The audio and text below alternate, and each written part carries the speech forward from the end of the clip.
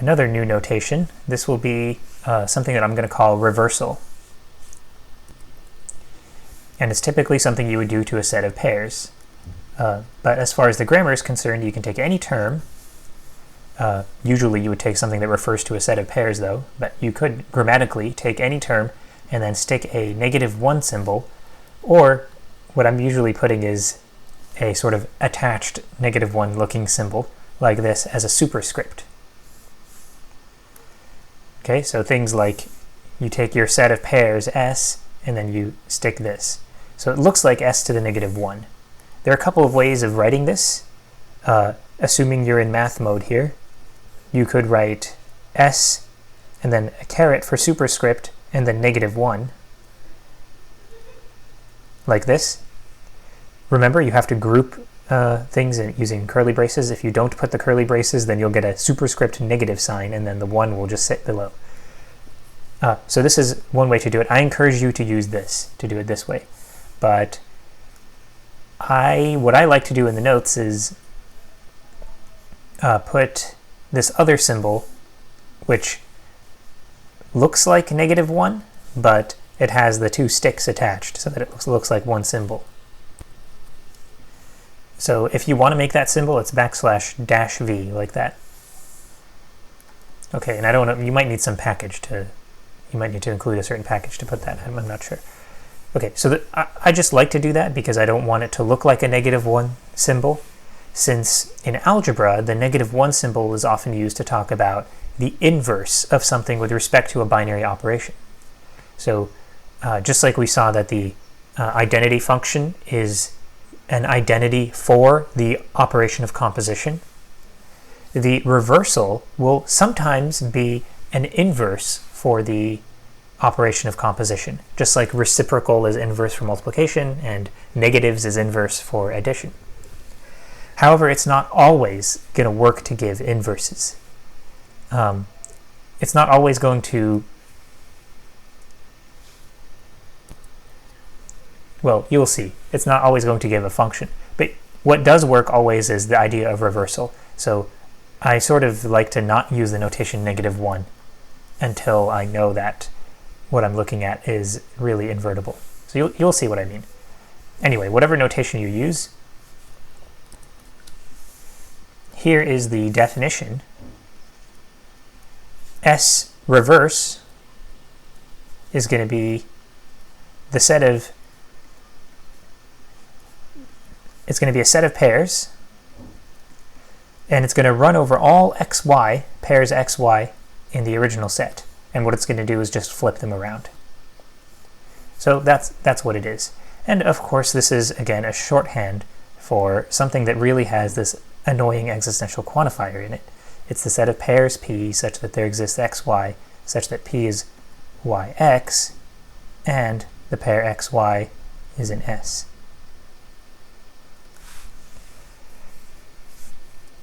All right. Now, this aspect of the formalism is kind of annoying, that you have to sort of, this is a shorthand, and if you ever want to work with something being in the reverse, you know, proving or using the fact that something is in the reverse of S, you have to go through this existential quantifier. That's super annoying. So looking down here in the notes, where reverse is defined in the way that I described, immediately you get this theorem that gets rid of that annoying aspect of it. So the essence of reversal is that a pair is in a set if and only if the flipped around version of the pair is in the reversed set. So that's the idea. Typically, I would say use this rather than trying to use this with axiom 5, because you can only use this with axiom 5 when you expand out the shorthand, and then you've got an existential quantifier to go through every time. All right. So Theorem 67 here is one that I'm not going to prove in the lecture, but I hope you will study it in your reading and see what work is needed to just go through that existential quantifier. So at some point, the essence of pairs is going to be needed. So it's not like it's something that's automatic just from staring at the notation here. It does require some effort. Okay, but in the lecture, let's assume that we are past reading through this and we've proven this, so we accept this. So I'm going to write this actually under formalism. Let me make some room for it. This is the main thing to pay attention to, that a pair is in a set if and only if the flipped around version of the pair is in the reverse of the set. And so in terms of semantics, what should you imagine? Well, for a set of pairs, function or not, if it's a set of pairs, then we have this way of depicting it kind of like this, right? Where we just connect up some things to some other things, right? Like the blob here is the domain of our set of pairs, the blob here is the range of our set of pairs, or any choice of codomain, and then we connect up some of the dots depending on which pairs are in the set of pairs. Then what is reversal? It's this, taking this and then mirroring it. I just realized I don't have a button to mirror things in this software. So how about I just draw something that's easy to draw the mirror image of? Okay, how about that one? So if I apply the reverse operation to this thing, then just flip it around horizontally. That's sort of what picture should be in your head. And let's see, the first dot connects out to those two, like that. Okay, and if you reverse twice, so if you take a set and if it is a set of pairs, and you reverse and then you reverse again, then you get back to the original set. So that's hopefully pretty intuitive, but also should be proven, and it's not so hard to prove when you use this essence of reversal sort of thing. Notice that this theorem does have the assumption that you are looking at a set of pairs. If S was not a set of pairs to begin with, then when you take the reverse of S, you're only going to take the flipped around versions of the pairs in S. For all those things in S that are not pairs, they're just going to get ignored, right? So then if you flip and then flip back, then you might end up having lost all those things in S that were not pairs. Okay, but not important. Typically, you would only use this on sets of pairs in the first place. All right, so this is another one that I'm going to leave you to read on your own. I think it'll be nice if I include one of these in the lecture for in terms of proving. So if you take a set and you reverse it, then the domain of the reversed version is the range of the original set, and the range of the reversed version is the domain of the original set. So you can read through part 1 if you want to, but they're pretty similar. Part 2 is left as an exercise, but let's do that one in lecture. So I'll do part 2 here. So here's our assertion. The range of a reversed set is the domain of the original set. Proof. Okay, so this is an equality.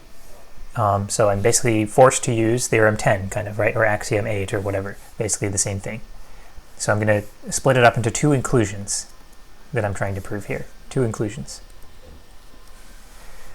In the last video, I did say, oh, we now have this great way to prove equality that focuses on function evaluation, but that works for functions, right? In this context, I would not be able to use this theorem. This is about function equality. So I'm back in the world of just sets that are not functions and proving double inclusions. So one inclusion and another inclusion. So consider any, what should we call it? Something that's in the range of S reverse that I'm going to try to prove is in the domain of S. How about I use X? So I'm going to try to use the letter X for things that are on the domain side of S and letter Y for things on the range side of S. It doesn't matter what letters you pick, but sometimes it psychologically helps. So consider any X in the left-hand side. Then by the definition of range, we can do this existential instantiation. Then we can get a, let's call it Y, such that the pair y comma x is in S reverse, right? That's what range means. It means something comma x is in the thing whose range I was taking. Okay, now I am very grateful that I do not have to use the definition of reversal. I can use this. I'm grateful that I do not have to use the definition of reversal. I can use this essence of reversal theorem instead, because this is super obnoxious. Okay, so yx is in S reverse if and only if xy is in S.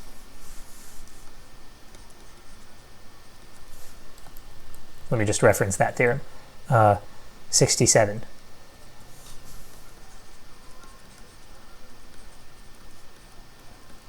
xy is in S. Okay, if the pair xy is in S, then x comma something is in S, right? So existential generalization, we have found something such that x comma that thing is in S. That's what it means to say x is in the domain of S. All right, other inclusion. So that's it for that inclusion. So other inclusion. Now,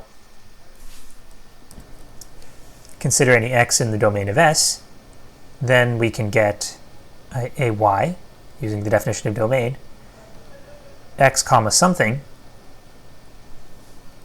is in S, right? So we can get a y such that x comma y is in S. Now my goal is to show that something comma x is in S reverse, right? Because I'm trying to show x is in the range of S reverse. Okay, but again, by theorem 67, since the pair xy is in S, the pair yx is in S reverse. Thus, the pair something x is in S reverse. So x is in the range of S reverse. Okay, so nothing too thrilling going on here. I just want to expose you a little bit more to writing and show you how easy it is to just use this rather than using the definition of reverse. So just use this fearlessly. And I also wanted to show you, I guess, well, this wasn't my plan, but now I'm showing you this kind of shorter way of writing these existential instantiation things. Instead of saying then we can get a y such that, you can just say get a y such that. That's fine. I'm probably going to write it in this shorter way from now on. Usually early on in the course I write things out in a more full form so that you can get the key signals that, hey, this is an existential instantiation. But now I can ease up a little bit.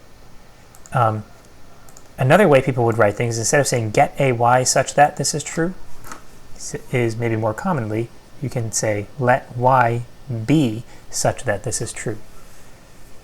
I'm going to still use the get language because it matches up with how I imagine existential instantiation is working. We're going to get something that we know exists, but this is the language that you will more commonly see being used. Now the next one is your homework, actually, is reversal and composition. So take two. So one interesting thing about theorem 69 and 70, there's no assumptions in front of them, right? These are just things that are always true. So like here, this was just there's nothing to assume at the beginning. We just try it. This is just always true, no matter what S is. The same thing here. It doesn't matter if S and T are functions, or even if they're sets of pairs. This is just something that's true.